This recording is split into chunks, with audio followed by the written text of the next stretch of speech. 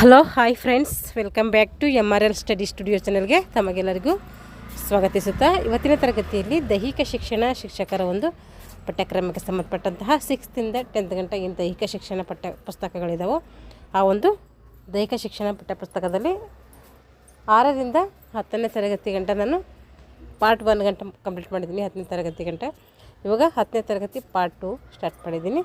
ಅದರಲ್ಲಿ ನಾನು 10 ಅಧ್ಯಾಯಗಳು ಮುಗಿಸಿದ್ದೀನಿ. ಇದು 11ನೇ ಅಧ್ಯಾಯ ಸಾಂಕ್ರಾಮಿಕ ರೋಗಗಳು. ಈ ಒಂದು ವಿಷಯದ ಮೇಲೆ ಇವತ್ತಿನ ತರಗತಿಯನ್ನು ಮಾಡ್ತಾಯಿದ್ದೀನಿ. ಯಾರೆಲ್ಲ ದೈಹಿಕ ಶಿಕ್ಷಣ ಶಿಕ್ಷಕರ ಒಂದು ನೇಮಕಾತಿಗೆ ಪೂರ್ವ ಸಿದ್ಧತೆ ಮಾಡ್ಕೊಳ್ತಾ ಇದ್ದಾರೋ ಅವರು ಈ ತರಗತಿಗಳನ್ನು ಬಳಸ್ಕೊಳ್ಳಿ ಅಂತ ಹೇಳ್ತಾ ಇವತ್ತಿನ ತರಗತಿಯನ್ನು ಪ್ರಾರಂಭಿಸೋಣ.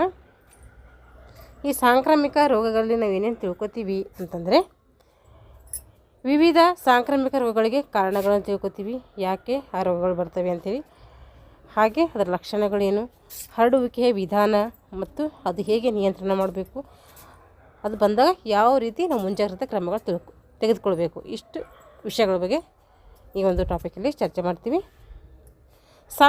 ಸಾಂಕ್ರಾಮಿಕ ರೋಗ ಅಂದರೆ ಏನೇ ಅಂತಂದರೆ ಒಬ್ಬರಿಂದ ಇನ್ನೊಬ್ಬರಿಗೆ ಸುಲಭವಾಗಿ ಹರಡುವ ರೋಗ. ಅಂದರೆ ಸಾಂಕ್ರಾಮಿಕ ಅಂದರೆ ರೋಗ ಅಂದ್ರೆ ಒಬ್ಬರಿಂದ ಒಬ್ಬರಿಗೆ ಬರುವಂತಹ ರೋಗಗಳಾಗಿರ್ತವೆ. ಇದು ರೋಗಾಣುಗಳಿಂದ ಉಂಟಾಗುವಂತಹ ರೋಗ. ಇದೇನು ಮಾಡ್ತೈತೆ, ರೋಗಾಣುಗಳಿಂದ ಉಂಟಾಗುವಂತಹ ರೋಗ ಈ ಒಂದು ಸಾಂಕ್ರಾಮಿಕ ರೋಗ ಆಗಿದೆ.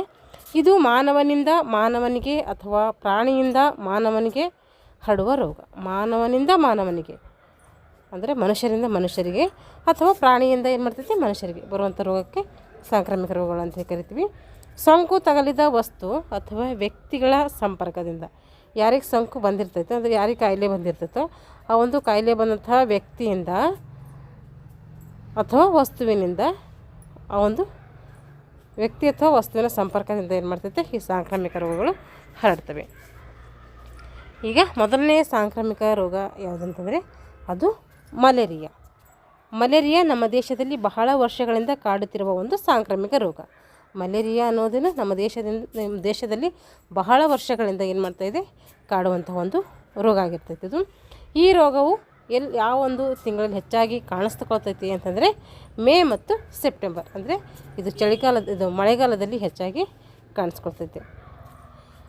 ಆ ರೋಗ ಬರೋಕ್ಕೆ ಏನು ಕಾರಣ ನೋಡ್ರಿ, ಯಾಕೆ ಬರುತ್ತೆ ಈ ಮಲೇರಿಯಾ ರೋಗ ಅಂದರೆ ನಿಂತ ನೀರು, ಕೊಚ್ಚೆಗುಂಡಿ, ಬಚ್ಚಲಗುಂಡಿ, ಚರಂಡಿ, ಗದ್ದೆ ಮುಂತಾದ ನೀರಿನ ಸ್ಥಳಗಳಲ್ಲಿ ಸೊಳ್ಳೆಗಳೇನು ಮಾಡ್ತಾವೆ ಅಂದರೆ ಮೊಟ್ಟೆ ಇಟ್ಟು ಮರಿ ಮಾಡ್ತವೆ. ಆ ಒಂದು ಪ್ರದೇಶದಲ್ಲಿ ಜನರಿಗೆ ಈ ಸೊಳ್ಳೆಗಳು ಕಚ್ತವೆ. ನೋಡ್ರಿ, ಈ ರೋಗ ಬರ್ಲಿಕ್ಕೆ ಕಾರಣ ಏನು ಅಂತಂದರೆ ನಿಂತ ನೀರಲ್ಲಿ, ಕೊಚ್ಚೆಗುಂಡಿ ನೀರಲ್ಲಿ, ಏನು ಕೊಚ್ಚೆಗುಂಡಿ ಇರ್ತಾವಲ್ಲ ಅಲ್ಲಿ, ಬಚ್ಚಲು ಗುಂಡಿಯಲ್ಲಿ, ಚರಂಡಿ, ಗದ್ದೆ ಮುಂತಾದ ನೀರಿನ ಸ್ಥಳಗಳಲ್ಲಿ ಏನು ಮಾಡ್ತವೆ ಸೊಳ್ಳೆಗಳು ಸೇರಿಕೊಂಡು ಅಲ್ಲಿ ಮೊಟ್ಟೆ ಇಟ್ಟು ಅಲ್ಲಿ ಮರಿ ಹಾಕ್ತವೆ. ಆ ಮರಿ ಹಾಕಿದಂಥ ಪ್ರದೇಶದಲ್ಲಿ ಜನರಿಗೆ ಆ ಸೊಳ್ಳೆಗಳು ಏನು ಮಾಡ್ತವೆ ಕಚ್ತವೆ. ಹಾಗಾಗಿ ಈ ಒಂದು ಸೊಳ್ಳೆಗಳಿಂದ ಏನು ಮಾಡ್ತೈತಿ ಮಲೇರಿಯಾ ರೋಗ ಬರ್ತೈತಿ. ಹಾಗಾದರೆ ಮಲೇರಿಯಾ ರೋಗ ಬಂದಿದೆ ಅಂತ ನಾವು ಹೇಗೆ ಕಂಡುಕೊಳ್ಳೋದು ಅಂತಂದರೆ, ಯಾವ್ಯಾವ ಲಕ್ಷಣಗಳು ಇರ್ತವೆ ಮಲೇರಿಯಾ ರೋಗದಕ್ಕೆ ಅಂತಂದರೆ, ಅಲ್ಲಿ ಪ್ರತಿದಿನ ಹೆಚ್ಚಿನ ಜ್ವರ ಬರ್ತೈತೆ. ಏನಾದರೂ ಮಲೇರಿಯಾದಿಂದ ಬಳಲ್ತಿದ್ದಾನೆ ವ್ಯಕ್ತಿ ಅಂದರೆ ಅವನಿಗೆ ಹೆಚ್ಚಿನ ಜ್ವರ ಇರ್ತೈತಿ ಅಧಿಕ ಪ್ರಮಾಣದಲ್ಲಿ. ದಿನ ಬಿಟ್ಟು ದಿನ ಚಳಿ ಜ್ವರ ಬರ್ತೈತೆ. ಇದು ಒಂದಿನ ಬಿಟ್ಟು ಒಂದಿನ ಹಿಂಗೆ ಬಿಟ್ಟು ಏನು ಮಾಡ್ತೈತೆ ಚಳಿ ಜ್ವರ ಬರ್ತಾ ಹೋಗ್ತೈತೆ. ಜ್ವರ, ನಡುಕ, ಬೆವರುವಿಕೆ ಇದ್ದು ಹಲವಾರು ದಿನ ನೋಡಿರಿ ಏನಿರ್ತೈತೆ, ಜ್ವರ ಇರುತ್ತೆ, ನಡುಕ ಇರುತ್ತೆ, ಬೆವರ್ತಾ ಇರ್ತಾನೆ ವ್ಯಕ್ತಿ. ಈ ರೀತಿ ಸಮಸ್ಯೆಗಳಿದ್ದು ಹಲವಾರು ದಿನ ಏನಾದರೂ ಜ್ವರ ಬಿದ್ದರೆ ಅದನ್ನು ನಾವು ಏನಂತೀವಿ ಅಂದರೆ ಮಲೇರಿಯಾ ಅಂಥೇಳಿ ಕರಿತೀವಿ. ಅದು ಹೇಗೆ ಹರಡ್ತೈತೆ ಅಂಥೇಳಿ ನೋಡ್ರಿ, ಹರಡುವಿಕೆಯ ವಿಧಾನ. ಮಲೇರಿಯಾ ರೋಗ ಹೆಂಗೆ ಬರ್ತದೆ, ಅನಾಫಿಲಿಸ್ ಎಂಬ ಹೆಣ್ಣು ಸೊಳ್ಳೆ ಏನು ಮಾಡ್ತೈತೆ, ಅನಾಫಿಲಸ್ ಎನ್ನುವಂಥ ಹೆಣ್ಣು ಸೊಳ್ಳೆಯ ಮೂಲಕ ಏನು ಮಾಡ್ತೈತೆ ನಮಗೆ ಮಲೇರಿಯಾ ರೋಗ ಬರ್ತೈತಿ. ಈ ಸೊಳ್ಳೆ ರೋಗಿಯನ್ನು ಕಚ್ಚಿ ರಕ್ತವನ್ನು ಹೀರ್ಕೊಳ್ತೈತಿ. ಈ ಒಂದು ಅನಾಫಿಲಸ್ ಎನ್ನುವಂಥ ಹೆಣ್ಣು ಸೊಳ್ಳೆ ಏನು ಮಾಡ್ತಂದರೆ ರೋಗಿಗೆ ಅಥವಾ ವ್ಯಕ್ತಿ ಮೇಲೆ ಕುತ್ಕೊಂಡು ಅಲ್ಲೇನು ಮಾಡ್ತೈತೆ ಕಚ್ಚಿ ಆ ವ್ಯಕ್ತಿಯಿಂದ ಏನು ಮಾಡ್ತೈತೆ ರಕ್ತವನ್ನು ಹೀರ್ಕೊಳ್ತೈತಿ. ಆ ಒಂದು ಪ್ರಕ್ರಿಯೆಯಿಂದ ಏನು ಮಾಡ್ತೈತೆ ಈ ಒಂದು ರೋಗ ಹರಡ್ತೈತೆ. ರಕ್ತದಲ್ಲಿರುವಂತಹ ಪ್ಲಾಸ್ಮೋಡಿಯಂ ರೋಗಾಣುಗಳು ಸೊಳ್ಳೆಯ ದೇಹವನ್ನು ಏನು ಮಾಡ್ತವೆ ದ್ವಿಗುಣಗೊಳ್ತವೆ. ಯಾವೊಂದು ಸೊಳ್ಳೆ ಅಂದರೆ ಅನಾಫಿಲಸ್ ಎನ್ನುವಂಥ ಸೊಳ್ಳೆ. ರೋಗಾಣು ಯಾವುದಂದರೆ ಪ್ಲಾಸ್ಮೋಡಿಯಂ ಅನ್ನುವಂಥ ರೋಗಾಣು. ಇಲ್ಲಿ ಆ ನಂತರ ಏನು ಮಾಡ್ತದೆ ಅಂದರೆ ಆರೋಗ್ಯವಂತನಿಗೆ ಕಚ್ಚಿದಾಗ ಅಂದರೆ ರೋಗಪೀಡಿತ ಅಂತಹ ವ್ಯಕ್ತಿಯಿಂದ ಆ ಒಂದು ರೋಗಪೀಡಿತ ವ್ಯಕ್ತಿಯ ಮೇಲೆ ಕುತ್ಕೊಂಡು ಅವನಿಂದ ಕಚ್ಚಿ ಅವನು ಏನು ಆ ಒಂದು ಸೊಳ್ಳೆ ಹೋಗಿ ಅವನ ಮೇಲೆ ಕೂತ್ಕೊಳುತ್ತೋ ಅದು ಕಚ್ಚಿ ಅವನ ದೇಹದಿಂದ ಏನು ಮಾಡ್ತೈತಿ, ಇದು ರಕ್ತವನ್ನು ತಂದುಕೊಂಡು ಆಮೇಲೆ ಆರೋಗ್ಯವಂತ ಮನುಷ್ಯನ ಹತ್ರ ಹೋಗಿ ಏನು ಮಾಡ್ತೈತೆ, ತಿರ್ಗಿ ಕಚ್ತೈತೆ. ಆವಾಗ ಕಚ್ಚಿದಾಗ ಏನು ಮಾಡ್ತೈತೆ, ಆ ಒಂದು ರೋಗಿಯ ರಕ್ತ ಏನು ನಡ್ಗುತ್ತೋ ಈಗ ಆರೋಗ್ಯವಂತ ಮನುಷ್ಯನಿಗೆ ಏನು ಮಾಡ್ತೈತೆ, ಆ ಒಂದು ರಕ್ತ ಸೇರ್ಪಡೆ ಆಗ್ತೈತಿ. ಆ ರೀತಿಯಿಂದ ಒಬ್ಬರಿಂದ ಒಬ್ಬರಿಗೆ ಏನು ಮಾಡ್ತೈತಿ, ಈ ಕಾಯಿಲೆ ಬರ್ತಾ ಹೋಗ್ತೈತಿ. ಆರೋಗ್ಯವಂತನ ರಕ್ತಕ್ಕೆ ಪ್ಲಾಸ್ಮೋಡಿಯಂ ಸೇರಿಕೊಳ್ಳುವುದರಿಂದ ಯಾವ ರೋಗಾಣು ಅಂತ ಹೇಳಿದ್ರೆ ಪ್ಲಾಸ್ಮೋಡಿಯಂ ರೋಗಾಣು.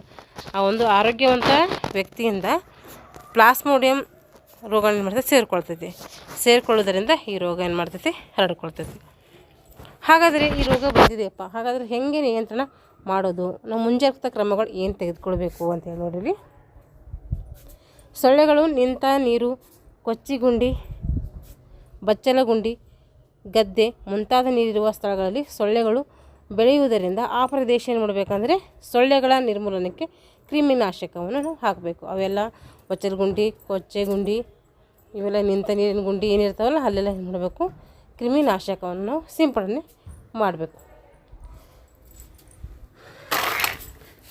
ಕ್ರಿಮಿನಾಶಕಗಳು ಮನೆಯ ಸುತ್ತಮುತ್ತ ಕೂಡ ಸಿಂಪಡಿಸಬೇಕು. ಅಲ್ಲಷ್ಟೇ ಅಲ್ಲದೆ ಮನೆಯ ಸುತ್ತಮುತ್ತಲೂ ಕೂಡ ಏನು ಮಾಡಬೇಕು, ಈ ಕ್ರಿಮಿನಾಶಕವನ್ನು ಹಾಕಬೇಕು. ರಾತ್ರಿ ಮಲಗುವಾಗ ಸೊಳ್ಳೆ ಪರದೆ ಕಟ್ಟಿಕೊಂಡು ಮಲಗಬೇಕು. ಕಿಟಕಿ ಬಾಗಿಲುಗಳು ಸೊಳ್ಳೆ ತೂರದ ಹಾಗೆ ಜಾಲರಿ ಕೂಡ ಹಾಕಿಸ್ಬೇಕು. ಇಷ್ಟು ನಾವು ಸೇಫ್ಟಿ ವಹಿಸಿದ್ರೆ ಏನಾಗ್ತದೆ, ನಮಗೆ ಈ ಒಂದು ಮಲೇರಿಯಾ ರೋಗ ಬರದಂಗೆ ನಾವು ನೋಡ್ಕೋಬೋದು. ಎರಡನೇ ರೋಗ ಯಾವುದು ಅಂತಂದರೆ ಅದು ಕಾಲರ. ಇದು ಕೂಡ ಮೇ ತಿಂಗಳಿನಿಂದ ಅಕ್ಟೋಬರ್, ಅದು ಎಲ್ಲಿತ್ತು, ಮಲೇರಿಯಾ ಮೇಯಿಂದ ಸೆಪ್ಟೆಂಬರ್ವರೆಗೂ ಇತ್ತು. ಆದರೆ ಇದು ಮೇಯಿಂದ ಅಕ್ಟೋಬರ್ ತಿಂಗಳಲ್ಲಿ ಕಂಡುಬರ್ತೈತೆ. ಅಂದರೆ ಇದನ್ನು ಕೂಡ ಮಳೆಗಾಲದಲ್ಲಿಯೇ ಹೆಚ್ಚಾಗಿ ಕಂಡುಬರ್ತೈತೆ. ಇದು ರೋಗ ಯಾವ ಕಾರಣದಿಂದ ಬರ್ತೈತಿ ಅಂತಂದರೆ ನೋಡಿರಿ, ಕಾಲರ ರೋಗವು ವಿಬ್ರಿಯೋ ಕಾಲರ ಎಂಬ ರೋಗಾಣುವಿನಿಂದ ಉಂಟಾಗುತ್ತದೆ. ಮಲೇರಿಯಾ ಯಾವ ರೋಗಾಣು ಉಂಟಾಗಿರ್ತದೆ, ಪ್ಲಾಸ್ಮೋಡಿಯಂ ರೋಗಾಣುವಿನಿಂದ ಉಂಟಾದರೆ ಈ ಒಂದು ಕಾಲರ ಇದರಿಂದ ಉಂಟಾಗ್ತದೆ ಅಂದರೆ ವಿಬ್ರಿಯೋ ಕಾಲರ ಎನ್ನುವಂಥ ರೋಗಾಣುವಿನಿಂದ ಉಂಟಾಗ್ತೈತೆ. ಕಲುಷಿತವಾದ ಆಹಾರ ಆಗಿರ್ಬೋದು, ನೀರು ಕಾಲರ ಬರಲು ಕಾರಣವಾಗ್ತೈತೆ. ಕಲುಷಿತವಾದಂಥ ಆಹಾರ ಮತ್ತು ನೀರು ಇದರಿಂದ ಏನಾಗ್ತೈತೆ, ಕಾಲರ ಬರ್ತೈತೆ. ನೊಣಗಳು ಕಾಲರದ ಅತಿ ಭಯಂಕರ ವಾಹಕಗಳು. ನೋಡಿರಿ, ನೊಣಗಳು ಕಾಲರದ ಅತಿ ಭಯಂಕರ ವಾಹಕಗಳು. ಕೇಳ್ತಾರೆ ಎಕ್ಸಾಮಲ್ಲಿ, ಕಾಲರದ ಭಯಂಕರ ರೋಗಾಣು ಯಾವುದಂದರೆ ಅದು ನೊಣ. ಹಾಗಾದರೆ ಕಾಲರ ಬಂದಿದೆ ಅಂತ ಹೇಗೆ ತಿಳ್ಕೊಳ್ಳೋದು, ಅದು ಏನು ಲಕ್ಷಣ ಕಾಣ್ತವೆ ಅಂದರೆ ಪದೇ ಪದೇ ವ್ಯಕ್ತಿ ಏನು ಮಾಡ್ತಾನೆ, ವಾಂತಿ ಮಾಡ್ಕೊತಾನೆ, ಭೇದಿ ಮಾಡ್ಕೊತಾನೆ. ಭೇದಿಯು ಏನಾಗ್ತದೆ, ಅಕ್ಕಿ ತೊಳೆದ ನೀರಿನಂತೆ ದಿನಕ್ಕೆ 30 ರಿಂದ 40 ಬಾರಿ ಏನಾಗ್ತೈತೆ, ಉಂಟಾಗ್ತೈತೆ. ದೇಹದಲ್ಲಿ ನೀರಿನಂಶ ಬೇಗ ನಷ್ಟವಾಗೋದರಿಂದ ರೋಗಿ ನಿಯಂತ್ರಣನಾಗಿ ಮೈ ತಣ್ಣಗಾಗ್ತೈತೆ. ದೇಹದಲ್ಲಿ ನೀರಿನಂಶ ಬೇಗ ಏನಾಗ್ತೈತಿ, ಇಲ್ಲಿ ನಷ್ಟವಾಗೋದ್ರಿಂದ ರೋಗಿ ಏನು ಮಾಡ್ತಾನೆ, ನಿಯಂತ್ರಣನಾಗಿ ಅಂದರೆ ಏನು ಶಕ್ತಿ ಇಲ್ದಂಗೆ ಆಗಿ ಮೈ ಏನಾಗ್ತೈತಿ, ಇಲ್ಲಿ ತಣ್ಣಗಾಗ್ತೈತೆ. ರಕ್ತದ ಒತ್ತಡ ಕಡಿಮೆಯಾಗಿ ಹೊಟ್ಟೆ ನೋವು ವಿಪರೀತವಾಗ್ತೈತಿ. ರಕ್ತದ ನೋವು ಕೂಡ ಕಡಿಮೆಯಾಗಿ, ರಕ್ತದ ಒತ್ತಡ ಕಡಿಮೆಯಾಗಿ ಅಲ್ಲಿ ಹೊಟ್ಟೆ ನೋವು ಕೂಡ ಜಾಸ್ತಿ ಆಗ್ತಾ ಹೋಗ್ತೈತೆ. ಈಗ ಹರಡುವಿಕೆಯ ವಿಧಾನಗಳು. ಕಾಲರ ರೋಗ ಯಾವ ರೀತಿ ಹರಡ್ತದೆ ಅಂತೇಳಿ, ನೊಣಗಳಿಂದ, ನುಸಿ, ಸೊಳ್ಳೆ, ಜಿರಳೆ ಮುಂತಾದ ಈ ಒಂದು ಇದರಿಂದ ಹರಡ್ತೈತೆ. ಕಲುಷಿತ ನೀರು, ಮಲಗಳ ಮೇಲೆ ಕುಳಿತು ನಂತರ ತೆರೆದ ಆಹಾರ ಪದಾರ್ಥಗಳ ಮೇಲೆ ಕುಳಿತುಕೊಳ್ಳುವುದರಿಂದ ಕೂಡ ರೋಗ ಹರಡ್ತೈತೆ. ನೊಣಗಳು, ನುಸಿ, ಸೊಳ್ಳೆ, ಜಿರಳೆ ಇವೆಲ್ಲ ಏನು ಮಾಡ್ತಾವೆ ಅಂದರೆ ಕಲುಷಿತವಾದಂಥ ನೀರಿನಲ್ಲಿ ಅಥವಾ ಮಲಗಳ ಮೇಲೆ ಕುಳಿತು ಏನು ಮಾಡ್ತವೆ, ನಂತರ ತೆರೆದ ಆಹಾರ ಪದಾರ್ಥಗಳ ಮೇಲೆ ಕುಳಿತುಕೊಳ್ಳುವುದರಿಂದ ಏನಾಗ್ತೈತಿ, ಈ ಕಾಲರ ರೋಗ ಬರ್ತೈತಿ. ಹಾಗಾದರೆ ಅದು ಹೆಂಗೆ ತಪ್ಪಿಸೋದು, ಯಾವ ರೀತಿ ನಾವು ಮುಂಜಾಗ್ರತಾ ಕ್ರಮಗಳು ತೆಗೆದುಕೊಳ್ಬೇಕು ಅಂತಂದರೆ, ರೋಗಿಯ ಮಲಮೂತ್ರ ವಾಂತಿಗಳನ್ನು ಕ್ರೇಸಲ್ ದ್ರಾವಣ ಹಾಕಿರುವಂತಹ ನೀರಿನಲ್ಲಿ ಹಾಕಿ 1-1.5 ಗಂಟೆಯ ನಂತರ ಏನು ಮಾಡಬೇಕು, ಅದನ್ನು ಅದನ್ನು ಏನು ಮಾಡಬೇಕು, ತುಳಿಬೇಕು ಅಥವಾ ಅದನ್ನು ಸುಡಬೇಕು, ಇಲ್ಲಾಂದರೆ ಅದನ್ನು ಹೂಳ್ಬೋದು. ರೋಗಿಯ ಬಟ್ಟೆಯನ್ನು ಕ್ರೇಸಲ್ ದ್ರಾವಣದಲ್ಲಿ ಅದ್ದಿ 1 ಗಂಟೆಯ ನಂತರ ಬಿಸಿ ನೀರಲ್ಲಿ ಕುದಿಸಿ ಅದನ್ನು ಸೋಪಿನಿಂದ ಒಗೆದು ಒಣಗಿಸಿ ಉಪಯೋಗಿಸಬೇಕು ಅಥವಾ ಇಲ್ಲವೇ ಸುಡಬೇಕು. ಎಲೆಕ್ಟ್ರಾಲ್, ನಿಂಬೆ ರಸ, ನೀರು ಮಜ್ಜಿಗೆ, ಎಳನೀರುಗಳನ್ನು ಹೆಚ್ಚಾಗಿ ರೋಗಿಗೆ ಏನ್ಬೇಕಿಲ್ಲಿ ಕೊಡ್ಬೋದು. ಯಾರು ಕಾಲರ ಬಂದಂಥ ವ್ಯಕ್ತಿಗೆ ನೀರು ಕೊಡ್ಬೋದು, ನಿಂಬೆಹಣ್ಣಿನ ರಸ ಕೊಡ್ಬೋದು, ನೀರು, ಮಜ್ಜಿಗೆ ಇವೆಲ್ಲ ಏನು ಮಾಡ್ಬೋದು ನಾವು ಕೊಡ್ಬೋದು. ಈ ರೋಗದ ಲಕ್ಷಣಗಳು ಕಂಡ ತಕ್ಷಣ ಏನು ಮಾಡ್ಬೇಕು, ವೈದ್ಯರನ್ನು ಭೇಟಿಯಾಗಬೇಕು. ಇವಾಗ 3ನೇ ರೋಗ ಯಾವುದಂದರೆ ಕ್ಷಯ. ಕ್ಷಯನೂ ಕೂಡ ಏನು ಒಂದು ಸಾಂಕ್ರಾಮಿಕ ರೋಗ ಆಗಿದೆ. ಇದನ್ನು ಈ ರೋಗವು ಶ್ವಾಸಕೋಶಕ್ಕೆ ಸಂಬಂಧಿಸಿದ ಅಂಗಗಳಲ್ಲಿಯೂ ಅಥವಾ ಇತರ ಅಂಗಗಳಲ್ಲಿಯೂ ಕೂಡ ಏನು ಮಾಡ್ತದೆ ಕಾಣಿಸ್ಕೊಳ್ತದೆ. ಶ್ವಾಸಕೋಶಕ್ಕೆ ಸಂಬಂಧಪಟ್ಟಂಥ ಅಂಗಗಳು ಅಥವಾ ಬೇರೆ ಯಾವುದಾದ್ರೂ ಅಂಗಗಳಲ್ಲೂ ಕೂಡ ಏನು ಮಾಡ್ತೀವಿ ಕ್ಷಯರೋಗ ಕಾಣಿಸ್ಕೊಳ್ತದೆ. ಕ್ಷಯರೋಗಕ್ಕೆ ಕಾರಣಗಳು ಏನು, ಯಾಕೆ ಬರ್ತೈತಿ ಅಂದರೆ ಕಲುಷಿತ ವಾತಾವರಣದಿಂದ ಕ್ಷಯರೋಗ ಬರ್ತೈತಿ. ಮಾನವರು ಮತ್ತು ಪ್ರಾಣಿಗಳಿಂದ ಹರಡ್ತೈತಿ. ಇದು ಮೈಕ್ರೋಬ್ಯಾಕ್ಟೀರಿಯಾ ಟ್ಯೂಬರ್ಕ್ಯುಲೋಸಿಸ್ನಿಂದ ಏನಾಗ್ತೈತಿ ಈ ಒಂದು ಕಾಲರ ರೋಗ ಬರ್ತೈತಿ. ಮೈಕ್ರೋಬ್ಯಾಕ್ಟೀರಿಯಾ ಟ್ಯೂಬರ್ಕ್ಯುಲೋಸಿಸ್ ಇಂಪಾರ್ಟೆಂಟ್, ಇದು ನೆನಪಿಟ್ಕೋಬೇಕು. ರೋಗಾಣು ರೋಗಿಯ ಕೆಮ್ಮಿನ ಅಥವಾ ಸೀನಿನ ಮೂಲಕ ತೀವ್ರವಾಗಿ ಏನು ಮಾಡ್ತೈತಿ ಹರಡ್ತೈತೆ. ಈ ರೋಗ ಹೇಗೆ ಹರಡ್ತೈತೆ ರೀ, ರೋಗಾಣು ರೋಗಿಯ ಕೆಮ್ಮಿನ ಅಥವಾ ಸೀನಿನ ಮೂಲಕ ತೀವ್ರವಾಗಿ ಮತ್ತಷ್ಟು ಹರಡ್ಕೊಳ್ತೈತೆ. ಹಾಗಾದರೆ ಇದ್ರ ಲಕ್ಷಣಗಳು ಹೆಂಗೆ ಕಂಡುಹಿಡಿಯೋದು ನಾವು ಅಂತಂದರೆ, ಕಫ ಕಟ್ಟಿದ ಕೆಮ್ಮು ಇರ್ತೈತೆ. ಎಷ್ಟು ದಿನ ಇರ್ತೈತೆ ಅನ್ನೋದು 15 ದಿನಗಳು ಆದರೂ ಏನಾಗೋದು ವಾಸಿಯಾಗಿಲ್ಲ. ಆ ರೀತಿ 15 ದಿನ ಆಗಿರೋ ವಾಸಿಯಾಗಿಲ್ಲ ಅಂದ್ರೆ ಏನು ಮಾಡ್ಬೇಕು ನಾವು, ಅದು ಕ್ಷಯ ಇದೆ ಅಂತ ತಿಳ್ಕೊಬೇಕು. ಕಫದಲ್ಲಿ ರಕ್ತ ಬರ್ತೈತೆ, ಎದೆ ನೋಯ್ತೈತೆ, ಪದೇ ಪದೇ ಏನು ಮಾಡ್ತೈತೆ ಜ್ವರ ಬರ್ತೈತೆ, ಜೀರ್ಣಶಕ್ತಿ ಕುಂತೈತೆ. ಈ ಎಲ್ಲ ಲಕ್ಷಣಗಳಿದ್ರೆ ಏನಾಗ್ತದೆ ಅದು ಕ್ಷಯದ ಒಂದು ಲಕ್ಷಣಗಳಾಗಿರ್ತವೆ. ಹೇಗೆ ಹರಡ್ತದೆ ಅದು ಅಂತಂದರೆ, ರೋಗಿ ಎಲ್ಲೆಂದರಲ್ಲಿ ಉಳುವುದರಿಂದ ರೋಗ ಹರಡ್ತೈತೆ. ಸೀನುವಾಗ ಕೆಮ್ಮುವಾಗ ಬಾಯಿಗೆ ಬಟ್ಟೆಯನ್ನು ಅಡ್ಡವಾಗಿ ಇಟ್ಕೊಳ್ಳದೆ ಇರುವುದರಿಂದ ಕೂಡ ಈ ಒಂದು ರೋಗ ಬರ್ತೈತೆ. ಒಂದೇ ಸಿಗರೇಟು ಅಥವಾ ಹುಕ್ಕ ಮುಂತಾದವರು ಏನು ಮಾಡ್ತಾರೆ ಹಲವರು ಸೇದುವುದರಿಂದ ಕೂಡ ಈ ಒಂದು ರೋಗ ಬರ್ತೈತೆ. ಈ ಎಲ್ಲ ಅಂಶಗಳೇನಾಗ್ತೈತೆ ಕ್ಷಯರೋಗ ಬರ್ತೈತೆ. ಹಾಗಾದರೆ ಕ್ಷಯರೋಗ ಹೇಗೆ ನಿಯಂತ್ರಣ ಮಾಡಬೇಕು, ನಾವು ಅದು ಬರದಂಗೆ ಏನು ಮುಂಜಾಗ್ರತಾ ಕ್ರಮಗಳು ಕೈಗೊಳ್ಳಬೇಕು ಅಂದರೆ, ರೋಗಿ ಎಲ್ಲೆಂದರಲ್ಲಿ ಉಳಬಾರ್ದು. ಎಲ್ಲೆಂದರಲ್ಲಿ ಉಗುಳಂದ್ರೆ ಬರ್ತೈತಿ, ಅದಕ್ಕೆ ಉಗುಳಬಾರ್ದು. ಸೀನುವಾಗ ಕೆಮ್ಮುವಾಗ ಅಥವಾ ಏನು ಮಾಡಬೇಕಂದ್ರೆ ಅಡ್ಡವಾಗಿ ಕರವಸ್ತ್ರವನ್ನು ಇಟ್ಕೊಳ್ಬೇಕು. ಕ್ಷಯರೋಗವನ್ನು ಟ್ಯೂಬರ್ಕ್ಯುಲಿನ್ DPD ಪ್ಯೂರಿಫೈಡ್ ಪ್ರೋಟೀನ್ ಡಿವೈನಿಟೀಸ್ ಪರೀಕ್ಷೆಯಿಂದ ನಾವು ತಿಳಿಬೋದು. ಕಲರ ಬಂದಿದೆ ಅಂತೇಳಿ ನಾವೇ ಪರೀಕ್ಷೆ ಮಾಡಿಸ್ಬೋದು ಅಂದರೆ ಟ್ಯೂಬರ್ಕ್ಯುಲಿನ್ ಮಾಡಿಸ್ಬೋದು, DPD ಮಾಡಿಸ್ಬೋದು, ಪ್ಯೂರಿಫೈಡ್ ಮಾಡಿಸ್ಬೋದು, ಹಾಗೆ ಪ್ರೋಟೀನ್ ಡಿರೈವೇಟಿನ್ ಈ ಒಂದು ಪರೀಕ್ಷೆಯಿಂದ ನೋಡ್ಬೋದು ನಾವು ಕ್ಷಯರೋಗವನ್ನು ಪತ್ತೆ ಹಚ್ಚಬೋದು. 30 ವರ್ಷ ವಯಸ್ಸಿನ ಒಳಗಿನವರೆಲ್ಲ ಏನು ಮಾಡಬೇಕು, BCG ಚುಚ್ಚುಮದ್ದನ್ನು ಏನು ಮಾಡಬೇಕು ಹಾಕಿಸ್ಕೊಳ್ಳಬೇಕು. ರೋಗದ ಚಿಹ್ನೆಗಳು ಕಂಡ ಕೂಡ ಏನು ಮಾಡಬೇಕು, ವೈದ್ಯರ ಬಳಿಗೆ ಹೋಗಬೇಕು. ಇವಾಗ 4ನೇದು ಬಂದುಬಿಟ್ಟು ಅಂದರೆ ವಿಷಮ ಶೀತ ಜ್ವರ. ಇದು ಹೇಗೆ ಬರ್ತೈತಿ, ಇದು ಬರಲಿಕ್ಕೆ ಕಾರಣಗಳು ಏನಂತಂದರೆ ನೀರು, ಹಾಲು, ಕಲುಷಿತ ಆಹಾರ, ನೊಣಗಳು ಈ ರೋಗ ಬರಲಿಕ್ಕೆ ಕಾರಣವಾಗಿರ್ತವೆ.